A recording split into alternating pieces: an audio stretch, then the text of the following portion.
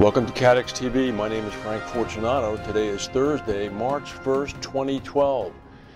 Here's the interesting news. Yesterday there was news that the Americans and North Koreans had worked out an agreement whereby the Americans were going to provide 250,000 tons of food to North Korea in exchange for North Korea stopping its nuclear enrichment.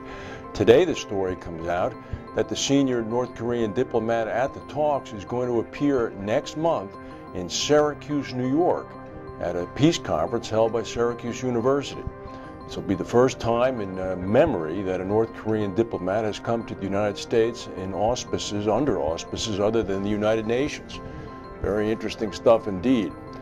Meanwhile, 4 former General Reinsurance executives and 1 former AIG executives are going to go on trial again on charges of defrauding AIG investors. The new trial is set for January of 2013. This is in a case of a finite reinsurance transaction that prosecutors say took away about $600 million worth of profits from AIG shareholders. The 5 individuals were sentenced to prison terms as a result of a previous conviction. This is an appeal being brought by the defendants. They have been free on bail. News from Insurance Insider says that Goldman Sachs is going to purchase Bermuda-based Ariel Reinsurance. The imminent deal is going to leave Ariel Holdings with only its Lloyd's operation Atrium and its Zurich-based credit and surety business. Terms of the deal have not been announced. Ariel was founded by Don Kramer in 2005.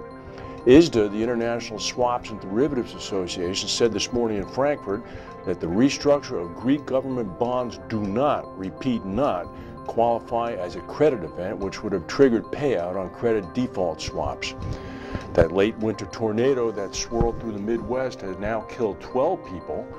Storm winds of 170 miles per hour were reported in Harrisburg, Illinois. There was a bombing this morning in Istanbul, Turkey. A remote-controlled bomb exploded as a police bus passed by. About 20 policemen were injured. There were no deaths. Jardine Lloyd Thompson, the London-based broker, has reported a 10% increase in revenue in 2011 compared to 2010. They jumped from £746 million to £819 million. The London syndicate Hardees, which refused an offer from Beazley in 2011 to sell itself, may have made a little bit of a mistake. They took a brutal catastrophe hit in 2011 as a result of the natural events. They've seen their combined ratio increase to 121%, and their net tangible asset value has contracted by 33%.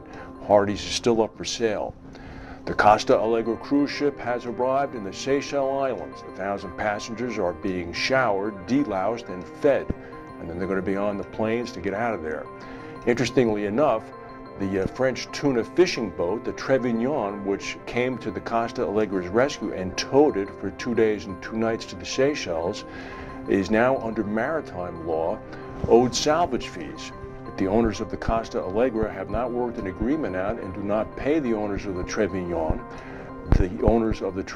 can take possession of the Costa Alegre. Let's hope the Carnival acts on that. That's the news for today. If we have any breaking news, we'll come back and tell you. Thank you for watching.